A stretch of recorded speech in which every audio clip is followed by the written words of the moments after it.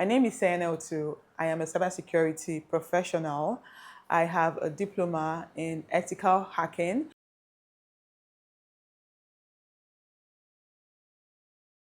Why cybersecurity? I've been meaning to do a video talking about why I chose to do cybersecurity as a course, especially as I have a community of moms who are looking for what next after they became moms and who don't want to build a career that takes them away from their families or from their home. Now, this is not to say that as a mom, if you have a 9 to 5, you cannot balance it, but this is just really focused on those moms who probably left a 9 to 5 where they had to leave the house and go to work every other day. And now they want to be more at home, but they also want to earn. Because as you know, Nigeria is a two-income household now, and it's hard for you to just depend on one source of income. Let me give you guys a background story. I used to be a food photographer, take pictures of food for restaurants, for food brands, and I did this for 3 years, I think. I learned how to take pictures from my husband. Before then, I had been using my phone to take pictures, and I used to also create content for food brands. But then I saw the need to, should I say, scale or to improve the quality of work I was offering because I knew that I would earn more. And so I told my husband to teach me how to take pictures with the camera, and he did that. It was a bit hard. And before this time, I thought I wouldn't be able to do it because he always looked very technical. But after a few lessons, I got into it and I realized that the more you do it, the easier it becomes, which is the same thing with tech, really. The more you do it, the easier it becomes. And I finished that and I jumped into the market. I offered some free picture. I offered some brands some free packages. I did pictures for a few food brands for free, and I started being hired. I worked for a lot of brands. I cannot even begin to count. But I think, let me just say the ones that really stood out for me. I have taken pictures for, now I can't remember any of them. Oh, okay. Okay, so I would have to go through my okay. I've taken pictures for Malta Guinness. I have taken pictures for you guys have to work with me here. My brain, yes, for Jazzy Burger. And I think that's one of the ones that thank you, my love, that really stood out for me because I actually pitched. I actually pitched and the they came through after I did a video showing my work, taking pictures of their burgers and showing my work, and that's how they actually hired me and paid me well. They didn't argue; they just paid me the price I set. And I've taken pictures for Eve After Dark. I've taken pictures for, okay, maybe they'll come for me. They'll come to my mind later. But mostly the jobs I enjoyed were the jobs for the big brands. Because with the big brands, they pay you well and it actually makes the work easier for you because I mean, you know that you are working for something reasonable. And while I was doing that, I also did food styling for along as on the other hand, I have food styled on a commercial for Nido that's it's owned by Nestle. And it was such a good experience. Now I genuinely enjoyed food photography, which is what made it very difficult to let go of. I genuinely enjoyed it. I enjoyed it. Whenever I was taking pictures, it felt like I was in another world and I enjoyed seeing the end product. So I used to take pictures, I used to edit too. So it was such a beautiful, enjoyable process for me, not just for the money. Now the money was good, but it was mostly because I really enjoyed it. And my husband was along with me for the entire ride. We used to go on these shoots together, take pictures, and then come back. So it was like we're doing something together. It was very rewarding. And so when I had my son after 4 years of trying, and I got pregnant in the fourth year of our marriage, and he did not come till the fifth year because I got pregnant ending of 2023, and I gave birth in 2024 May. So we had always said that when the children come, we would go with them for the shoots. But what we did not understand was how demanding parenthood was going to be. And so by the time our son came and how demanding it was, I personally did not really feel comfortable leaving my son at home and going for the shoots that would take a long day. And because shoots would run sometimes till evening, we would leave the house by 8 and we will not be back till sometimes 9, sometimes 10. Yeah, because of traffic. And most of these shoots happen on the mainland. Yeah, I remember Tasty Fried Chicken. I really enjoyed. We worked with Tasty Fried Chicken and we worked with them, I think, 3 times. And I really, really enjoyed working with that brand. Okay, so now back to the story. So we had to just pause the food photography for a while. Now, I was thinking that we were just pausing for a while. I did not know that it was going to be something that was going to be permanent. So we started to pause, and my husband focused on bringing in the money, and I would just stay at home and take care of our baby. And it was a very practical reason because my husband's business was thriving at that point in time. It's still thriving. So it was like his income is okay for us. So there's no need for me to stress and leave baby at home and start going out. Now I'm explaining that because there are some moms that do not have that, should I say, that opportunity, or they cannot afford that. They still need to work when their babies come. I didn't need to because his business was doing well and he could take care of us. So I was able to let go of that. Now, my son grew, and then I thought about going back, and then AI came into the picture, and it felt like everybody was, it's that you're doing videos at a very ridiculous price. So most people that were doing photography were now moving into videos, and it was a very ridiculous price. And AI made everything look like you could just stay at in your house and do a prompt and it gives you a picture. So, should I say the price that we were being paid was slashed into two? And then imagine being able to charge brands 800K, 600K, 400K. Now they were pricing you 150 for a shoot. So why would I leave my child at home and come for that? Do you understand? Seeing as we had been making more than that before. And I also began content creation as a mom. So that was also bringing in some money on the side for me. So with all of that, I didn't see the need to go back because I felt like it would be kind of a disservice to my family, seeing as I wouldn't be making so much, and it didn't sound like a good idea. So I had to let go of something I loved, and I cried the day I knew that I wasn't going to do it again because it was like, oh, I thought this was going to be the end.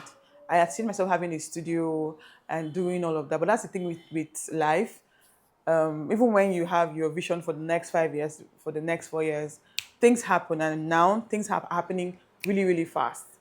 And one of those, I was sitting down telling myself, I enjoy being a mom. I enjoy being a mom creator, but I don't like the fact that I am depending on the algorithm to get paid. So if a brand pays you for a job, if you are not getting the numbers from the algorithm, like if you're not getting the views, the comments, you feel like you've kind of failed.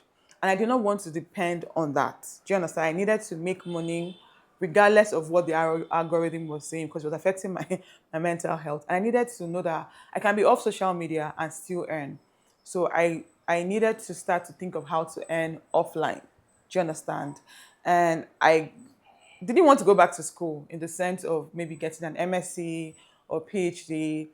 I needed something that I could learn in a short while, maybe not so short, and I could make money from, and I could make money while at home, and it would still be relevant in the next 10 years. I didn't want something that I would go into, and like photography, I wouldn't be able to do it after a while. I wanted longevity. I wanted something I could build offline. I wanted something that I could build and stay home with my child, something I could earn. And I started to look out for something. And the first thing that caught my attention in tech, I picked tech because as at that point until now, there was a lot of remote work boss.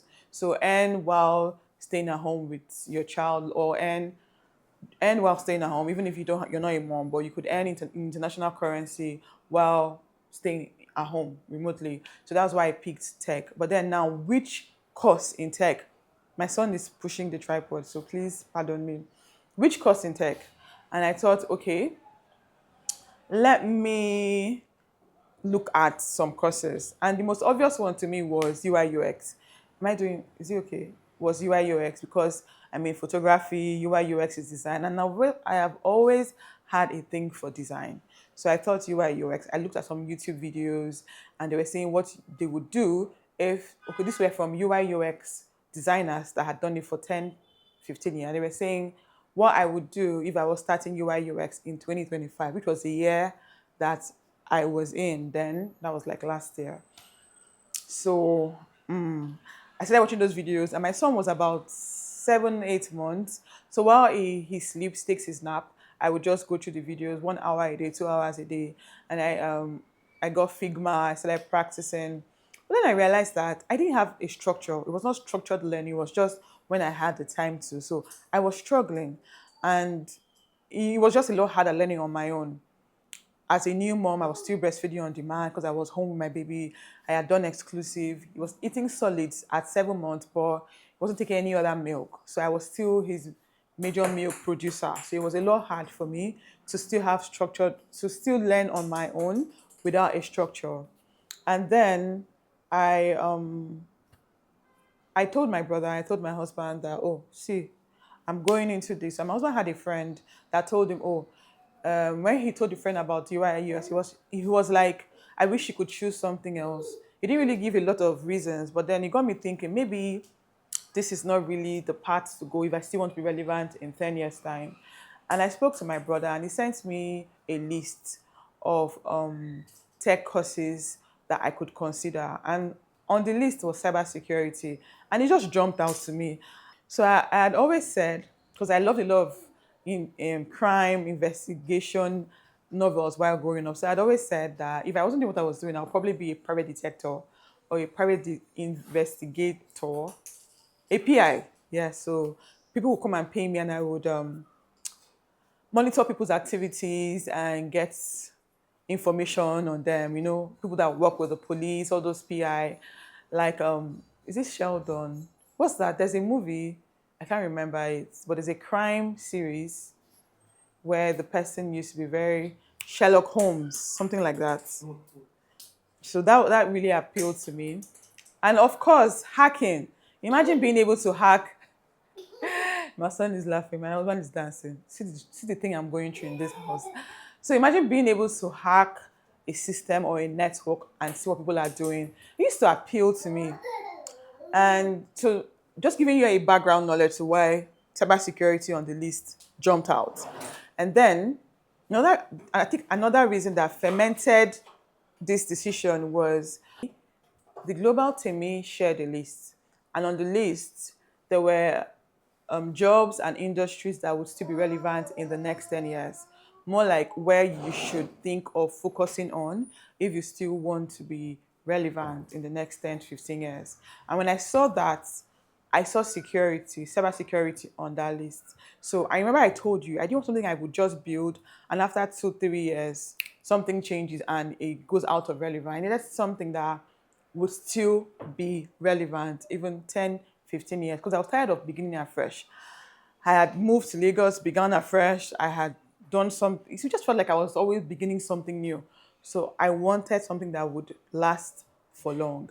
So when I saw that list, I told myself, okay, I shared the list with my husband. I said, can you see that there's cybersecurity on that list? I think this has made me finalize on my decision to pick that as a course. So these are the reasons why I picked cybersecurity, and I want to go through all of them again. Number one, it will still be relevant in 10 years because everybody is going digital, companies, people, and we need to know how to stay safe on the internet, basically. As people are going global, as the tides are changing, as new industries are coming to light, as there are new trends, there are going to be new, should I say, how do we say this? There's going to be new threats. Yes, there's going to be new threats. There's going to be a lot of people trying to take advantage of other people on the internet. And that is why cybersecurity is, for now, is here to stay. And so I believe that building a career in cybersecurity is something that you should consider if you're looking at longevity. And it's quite wide. So I think this is the final reason why I chose it. You do not have to know how to code. Yeah, coding is important, and I learned how to code in my diploma. But then there is it's so broad that even if you do not know how to write a line of code, you are still relevant. That was why it was the best choice. So let's go over the reasons again.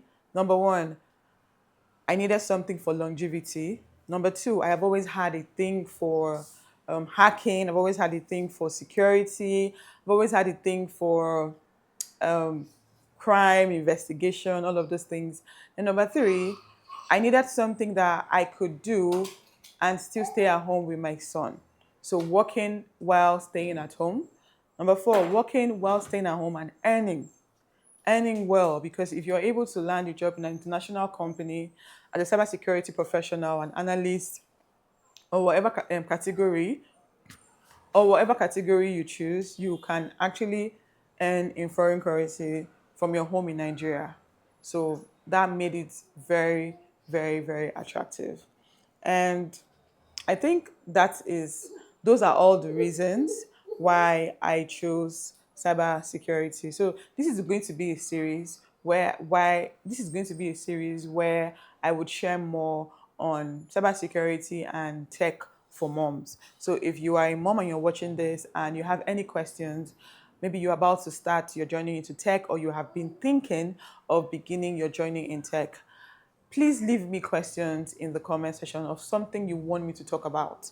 So I could build this series based on what you really want to know about tech, about cybersecurity, about starting a career as a mom in tech. And I would see you in the next one. So to encourage me, like, drop a comment. Even if you don't have a question, drop a comment and refer your friends who are probably in the same place that I was in a few months ago. Let them come on, let them watch, let them learn, and let them contribute to the conversation. I feel like we need a lot more moms in the tech industry. It's quite favorable for us, to be very honest. So